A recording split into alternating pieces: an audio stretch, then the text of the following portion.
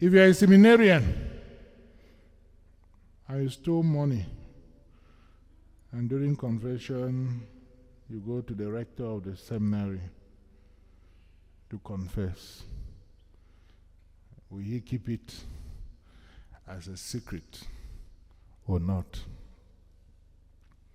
You know, in the seminary, we have the administrative part of the seminary, and we also have the spiritual part.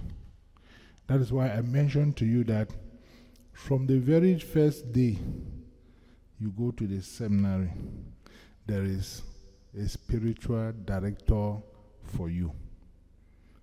That is a person, when you have problems, when you have challenges, you go and talk to. And the spiritual director is not part of the meeting to evaluate candidates. Because the candidates go, they tell them everything about their life. The candidates go for them for confession. They open up to them. The seminarian cannot go to the rector for confession because the rector is concerned with the administrative part. The rector sees externally and judges externally. And the spiritual director can never go and meet the rector and tell the rector that it is like this. Bibi did this, Bibi did this, Bibi did this. He told me this. That's an internal forum that doesn't go anywhere. And if the spiritual director was to do that, and it's known, he will be sanctioned. So, if a seminarian steals money and his conscience judges him that he did something that was wrong within the confines of the seminary, let him go to confession to his spiritual director, not to the rector. So, in the seminary, we are not encouraged. We are not encouraged to go to the rector. We are not encouraged to go to any other father, but you are spiritual director. And if you don't feel comfortable too going to your spiritual director for confession, that's why we have the external confessors who come from different parishes on a particular day. Because people should be free to go to whoever they want to talk to. You know, when I was ordained a priest, and I was given the faculty to hear confession, I was shocked when I went to the house to greet my mother. Mommy said, "I go hear my confession." I said, "Mommy, I beg, no bring me trouble for you. Yeah, your confession, ha.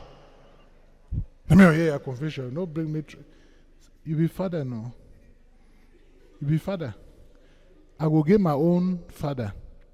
Then I go for another place, go hear my confession. Papa, now you." And I heard her confession. And from there, it just became traditional. When I'm talking with my mother, those things don't mean anything to me. It's confession. It's confession. A seminarian, in the seminary, as I say, they have those options so that the things of the internal forums are things of the internal forum. The things of the and that is why when you are doing applications, you say after you have discussed with your spiritual director and it's all right, that you should go ahead. And that is very important so that we know that as far as your spiritual director, and if you are spiritual director, things that is something that you are doing that does not permit you, he has advised you, but you are still turning around the same thing, you are not moving forward, he will advise you to withdraw. So the way I've seen you going, you will not succeed as a priest. If I'm to give you any advice, I'll tell you not to continue. But you cannot go and tell the rector. That's between you and him. So one of the things that we also have to note is the whole aspect of the confessional seal. that is imposed on the priest. And the priests are very conscious of that. And they also make sure that they live according to what the church expects from them. And sometimes you get Christians say, oh, Father, don't talk my bad. Father, don't do this. Father, don't do this. Do I need to hear your confession about abortion before I know that abortion is existing in the society? Do you need to come and tell me that you stole money before I know that people are stealing money? I don't need to. I don't need to. And that's why sometimes confessions in the morning before Mass is a little bit trickish. As a priest, there are many times I've changed my sermon because I was planning to say this in the morning. And when I went for morning adoration, a Christian came and there was confession towards what I wanted to talk about. I will not talk about it that day. I will say something else. Because the person has come and told me this. Okay, I will go put my meat pot. No one will be there. Take one beef. I chop beef. Move on for stew.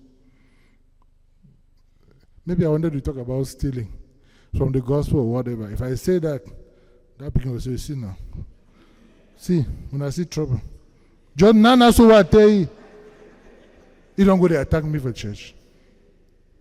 So there are certain societal ills that the priest doesn't need to hear confession to know that they exist.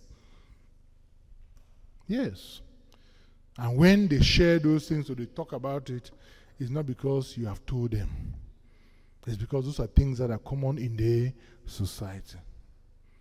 And one of the ways that the devil is using to make us not to go to confession is to say that priest will not keep your secret.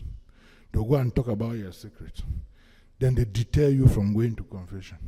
There are some people who like to go to confession to somebody they know. I mean, when I became a bishop, and a bishop approached me during one of our meetings, can you hear my confession? This I was panicking. I said, this man has been bishop for this number of years. Me, I'm just coming in. This man wants to go. You know. So sometimes we have those, you have those feelings. So after that, when you hear the confession of one bishop, two bishops, three bishops, where you two go to them, it's just some people want to go to somebody they don't even know.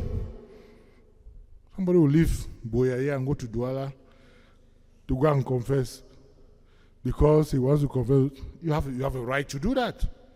You have a right to do that.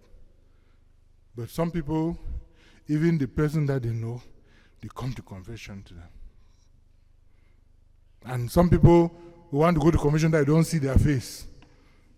Some people, they want you to sit one-on-one, more talk. And confession is not just something that we have to rush over. Me, if I go to confession, I take my paper. I sit down. I examine myself. I write. One after the other, one after the other. I look through. When my conscience is clear that all what I accuse myself of doing, which is not correct, I have mentioned it. Then I go to confession. I pocket my paper. When I reach now, I remove my cartouche. Because I don't want to forget. Then I pass my confession. Merely I pass it and I finish. I come, I burn it. And that is it. Because some people, they just rush. People will come and say, I don't know when I even last go confession. I just want to talk to my bad over plenty. Father, just forgive me. Just forgive me. Say, no, talk to you don't do it. Forgive you waiting. Talk to you you don't do it. Nobody you can talk to you. Never go confession for how many years. You are bad and job over plenty. Father, just forgive me, man. Go.